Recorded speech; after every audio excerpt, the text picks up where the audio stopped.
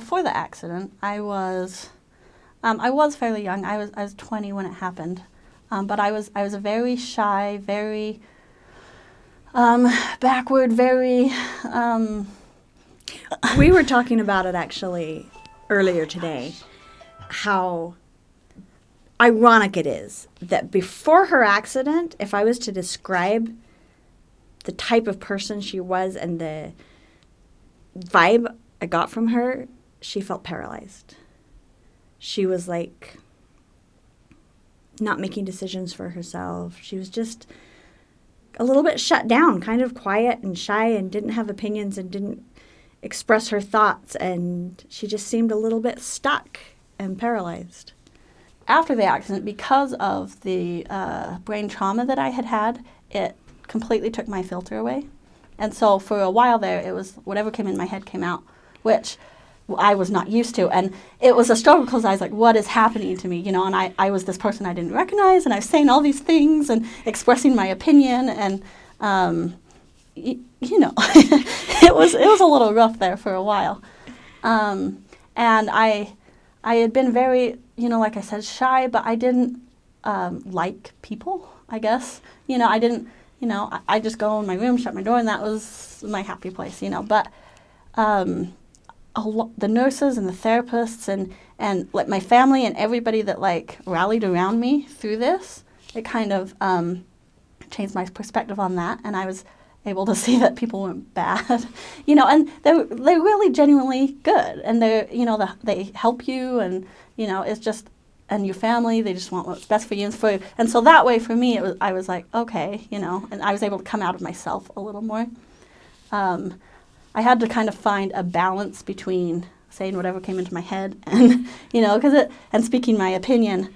I think when I came home from the hospital, I would actually say that was probably the hardest part for me, over the healing and the pain and all that stuff. Coming home, I think, was the hardest for me because I had thought that, you know, my whole goal had been to leave the hospital. And so I thought once I get home, I'll be fine, you know. And so I left the hospital, and, you know, I didn't realize that I would be leaving all these people that were taking care of me, all these things that they had been doing for me, and I'd have to do myself. And I still wasn't completely healed, you know, I still had my crutches and stuff, and everything was so much harder, but I didn't realize that nothing would be the same, you know. And I got home and I thought, why is everything changed, you know? Why is, you know, it's that the world is moving on around you, and you're like, doesn't everybody know that I died, you know?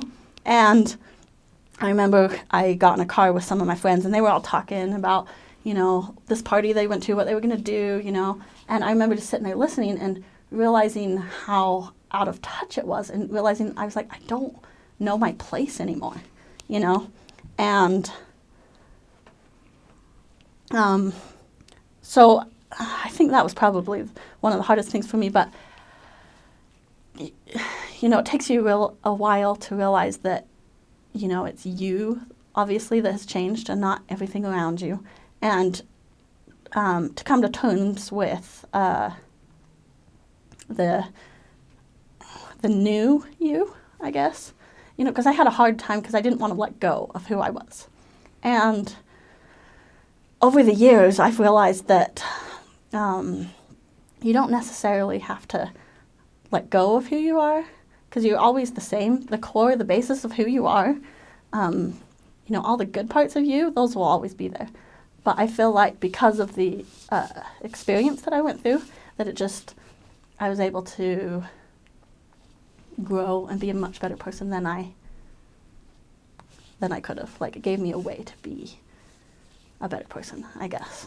Well, and something that we've talked about is when we were in that first hospital in Roosevelt, I had her keys to her car, and her key ring said, "Everything happens for a reason." And so I was standing there in the hospital, and I looked down at her keys in my hand, and it was just like this little message from her for that moment that just said, "Everything happens for a reason." And I took it to my mom, and I said, look, look what Hannah's keys say. And it has kind of been a It's- running theme through yeah, through the whole is that thing is- everything happens for a reason. And now I think if you gave her the option of, would you like to rewind your life and have that never have happened to you?